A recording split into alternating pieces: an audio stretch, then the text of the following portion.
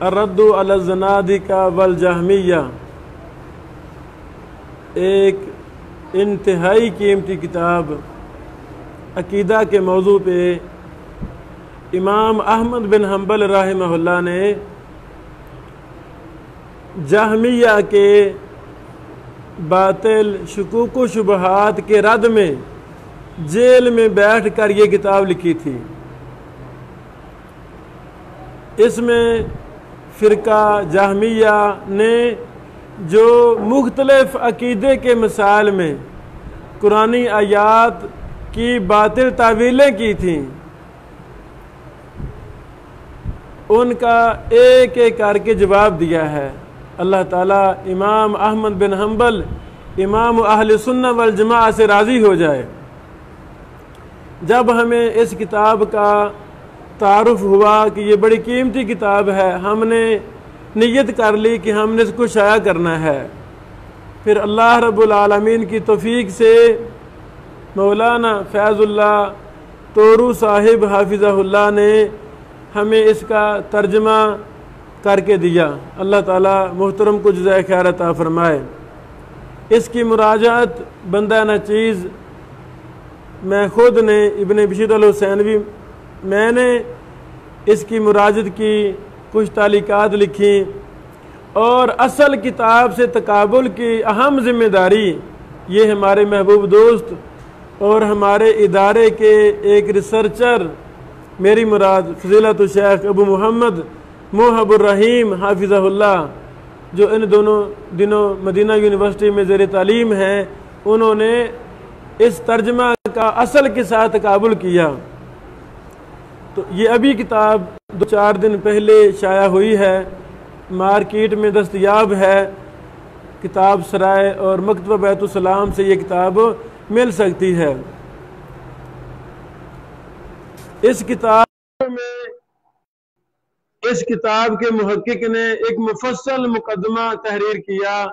ہم نے اس مقدمے کا خلاصہ اپنی اس مترجم رد الزنادقہ کے شروع میں لگایا ہے۔ دکتور بخش انہوں نے بہت احسن انداز میں اس کتاب پر کام کیا۔ ان کے مقدمے کا خلاصہ ہم نے لکھا ہے۔ یہ کتاب امام احمد بن حنبل رحمہ اللہ کی معتبر ثابت شدہ کتابوں میں سے ایک ہے۔ بعض احباب جن کا کتب کی نسبت کے حوالہ سے غلط منہج ہے، وہ ایسے ہی بغیر سوچے سمجھے، بغیر کسی دلیل کے وہ کتابوں کی نسبت میں شکوک و شبہات پیدا کرتے رہتے ہیں۔ فلاں کتاب ثابت نہیں ہے، فلاں کتاب ثابت نہیں ہے، تو ان کی بات غلط ہے۔ بعض نے اس پر بھی شک کا اظہار کیا، تو اس کتاب کی نسبت امام احمد بن حنبل رحمہ اللہ کی طرف 100% درست ہے، اس میں کوئی شک و شبہ نہیں ہے۔ اس مقدمہ میں ہم نے اللہ کی توفیق سے اس کتاب کی نسبت پر بھی تفصیلی بحث کی ہے۔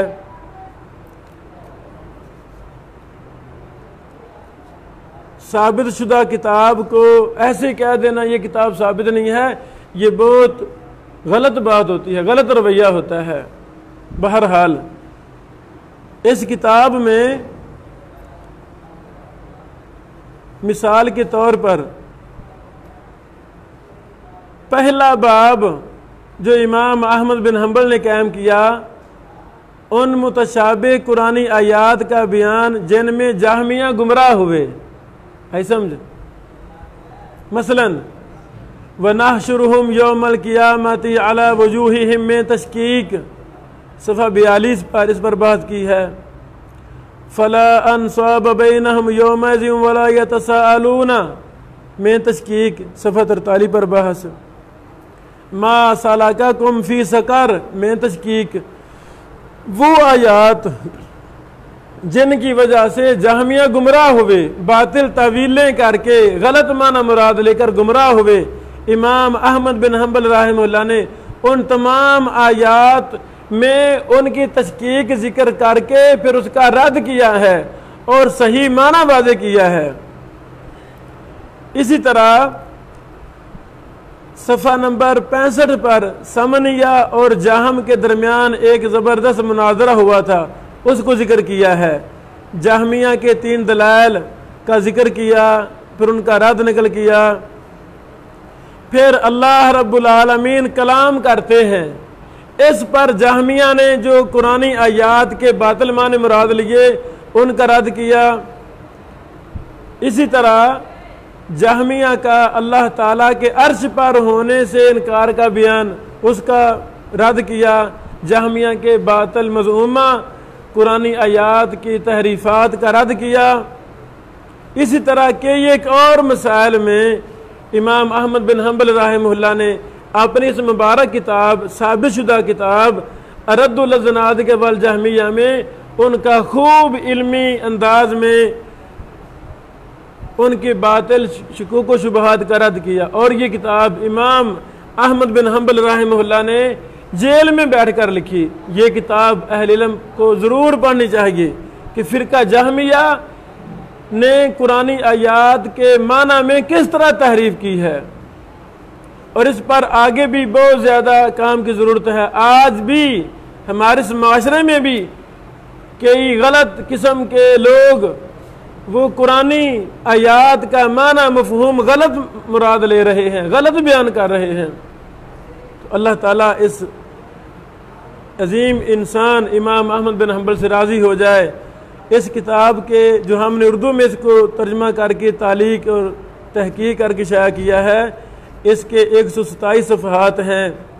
یہ بڑی قیمتی کتاب ہے، اس کتاب کو ضرور پڑھنا چاہیے۔ بارک اللہ فیکم۔ یہ کتاب مکتبہ کتاب سرائے لاہور اور مکتبہ بیت السلام لاہور دونوں پر دستیاب ہے۔ بارک اللہ فیکم۔ السلام علیکم۔